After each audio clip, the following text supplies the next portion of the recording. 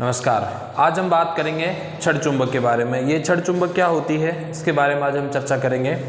तो आप लोगों ने देखोगे एक छड़ के समान चुंबक होती है। छड़ मतलब एक सीधी रेखा होती है। सीधी रेखा मतलब सीधी एक तरह से कोई लकड़ी हो सकती है, कोई दूसरी वस्तु हो सकती है, कोई दूसरे पदार्थ की बनी हो सकती है ना। इस प्रकार हमारी एक चुंबक भी होगी। इस प्रकार जो चुंबक आपको बनी होगी दिखाई देगी उसको अपन बोलेंगे यहाँ पे छड़ चुंबक। तो ये क्या हो गया आपकी छड़ चुंबक। इसका ये वाला N सिरा हो गया और ये कौन सा हो गया S सिरा हो गया। ये जो हमारी एक आकृति है चुंबक की इसको बोलेंगे अपन छड़ चुंबक। ठीक है। अब इस छड़ चुंबक में कितने पोल होते हैं? इसमें दो होते हैं, एक N ध्रुव होता है, दूसरा अपना S ध्रुव होता है। अब इसके कुछ हैं। सबसे पहले मैं आपको बता दूं कि ये चुंबक बनी कैसे, मतलब चुंबक के बारे में कैसे जानकारी मिली। तो एक नाम सुनोगा आपने कि इसमें मैग्नेट बोलते हैं इसको अंग्रेजी में। क्या बोलते हैं इसको अंग्रेजी में? मैग्नेट बोलते हैं। मैग्नेट शब्द जो आया है वो मैग्नीशिया से आया है। किससे आया? मैग्नीशिया। मैग्नीशिया एक जगह का नाम है, कोई टापू है। मैग्नीशिया एक जगह का नाम है। तो वहाँ पे जो लोग रहते थे उन्होंने क्या कि पहनने के लिए जैसे चप्पल होती है ना अपनी, वैसे चप्पल पहनने के लिए उस तरीके से लकड़ी की चप्पल बनाई हुई थी, उसमें कील ठोकी हुई थी। तो जब वो उनको पहन के उस रास्ते पर चल रहे थे तो कोई पत्थर पड़ा था, उस पत्थर पे जैसे उन्होंने पैर को रखा तो जो लोहे की कील थी वो उससे अट्रैक्ट हो गई। यानी हम ये कह सकते हैं कि जो अट्रैक्शन हो गया किसके साथ? उस पत्थर का उन लोहे की कील के साथ। तो उन्होंने कहा कि यार ये पता नहीं ऐसा क्या पदार्थ है, क्या है। तो उन्होंने ये जानकारी इन्फॉर्मेशन राजा को दी। उन्होंने जांच करवाई तो पता चला कि इस पदार्थ में लोहे चुंबकीय पदार्थ जो होते हैं या चुंबकीय पदार्थ जो होते हैं उनको आकर्षित करने की क्षमता पाई जाती है। तो उस जगह का नाम मैग्नीशिया था, तो उस मैग्नीशिया से इसका नाम मैग्नेट पड़ा और इसको हिंदी में क्या बोलते हैं? चुंबक बोलते हैं। और चुंबक से हमने पढ़ा है छड़ चुंबक। ठीक है। अब इसकी एक प्रॉपर्टी ये होती है कि अगर कोई N सिरा दूसरे N सिरे से के समीप लाया जाता है तो इनमें क्या होता है? प्रतिकर्षण होता है। कुछ मैं इनके गुणधर्म है छड़ चुंबक के वो बता दूं आपको।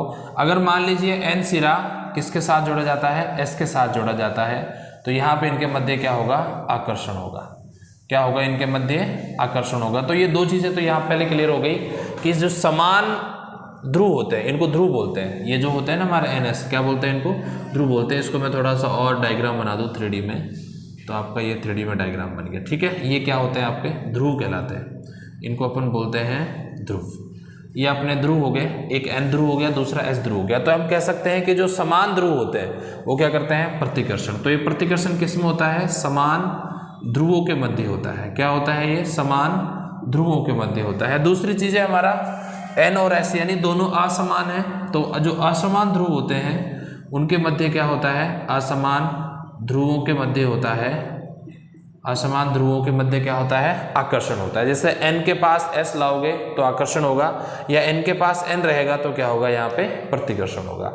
दूसरा बिंदु ये है कि ये जो अगर अपन इसको लटकाते हैं, यानी मान लीजिए ये कोई आपका यहाँ पे सस्पेंड कर दिया हमने इसको और यहाँ इस तरीके से लटका दिया है, तो ये हमने लटका दिया है मान लो, तो हमेशा ध्यान रखना जिधर इसका N ध्रुव होगा उधर तो बन जाएगा N, जिधर इसका S बनेगा S, और उसके हिसाब से फिर यहाँ पे ये क्या बन जाएगा? ये E बन जाएगा और ये क्या हो जाएगा? आपका वेस्ट हो जाएगा। ठीक है। यानी ये जो छड़ चुंबक है वो किसके लिए काम आती है? दिशा को प्रदर्शित करने के लिए काम आती है। तो ये दिशा को प्रदर्शित करने के लिए भी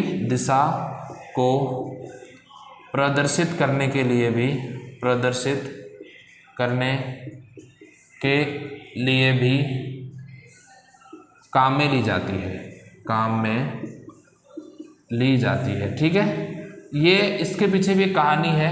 आपको पता होगा कि चाइना के जो लोग हुआ करते थे, चाइना एक देश का नाम है, वो अपनी नौकाओं को समुद्र में लेके जाते थे। तो नौकाओं का समस्या क्या होती है कि जब हम तट पे होते हैं तो पता है कि हम किस दिशा में जा रहे हैं, लेकिन समुद्र में काफ़ी लंबे समय चलने के बाद हमें पता नहीं चलता कि अब हमें किस दिशा में जाना है, क्योंकि एक लहर ही नाव की दिशा को मोड़ सकती है, उसके बाद हमें पता नहीं चलता। तो वो क्या करते थे कि सामने चुंबक को लटका देते थे। अब चुंबक अगर आप लटका देंगे तो एक ध्रुव उसका उत्तर की ओर ठहरेगा और दूसरा उसका दक्षिण की ओर ध्रुव ठहरेगा। तो उत्तर दक्षिण फिक्स होता है उसमें, तो फिर उस हिसाब से वो चलना प्रारंभ कर देते। तो नौकायानों को मतलब गति कराने, नौकायानों को एक पर्टिकुलर दिशा में ले जाने के लिए किसका उपयोग किया जाता था? इस छड़ चुंबक का उपयोग में लिया जाता था, है ना। तीसरा बिंदु हम ये कह सकते हैं कि अगर मान लीजिए आपके पास ये छड़ चुंबक है, इसका ये n है, ये कौन सा s सिरा है। मान लो इसको बीच में से काट दिया जाए तो इस क्षण चुंबक के दो चुंबक बन जाएंगे इस तरीके से। तो इसमें हमेशा जैसे ये n रहेगा तो यहाँ s होगा, तो जिससे अपन इसको बीच में से कट किया तो ध्यान रखना ऑटोमेटिकली यहाँ पे s आ जाएगा, यहाँ n आ जाएगा। कहने का मतलब किसी भी क्षण चुंबक का जो एकल ध्रुव होता है वो संभव नहीं है, यानी एक ही ध्रुव रहे ये संभव नहीं है। ये तो अपन ने मान लीजिए अभी अपन ने परपेंडिकुलर इसको यहाँ पे कट किया है लंबवत, मान लीजिए इसको हॉरिजॉन्टली यानी क्षैतिज दिशा में हम कट करें इस तरीके से, या आपका n था ये s था, तो फिर भी इसके जो आपके चुंबक हैं वो इस तरीके से बन गई है ना।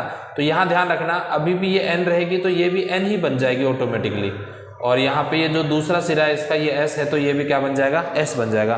तो यहाँ से ये चीज़ भी हमें पता चलती है कि जो कोई चुंबकीय पदार्थ होता है अगर उसको जितने हिस्सों में बांटेंगे तो हमेशा ध्रुव जो होंगे वो दो ही रहेंगे, चाहे उसका मान देखो। अब इस ध्रुव की प्रबलता जो है ना वो कम हो जाएगी, प्रबलता कम हो जाएगी, लेकिन हम ये नहीं कह सकते कि इनके मध्य जो ध्रुव है वो एक ही रह जाएगा। तो हम ये कह सकते हैं कि एकल ध्रुव संभव नहीं है। यहाँ से हम क्या पता कर सकते हैं कि एकल ध्रुव संभव नहीं है। तो ये कुछ जानकारी थी किसके बारे में, आपके क्षण चुंबक के बारे में। ठीक है, थैंक यू।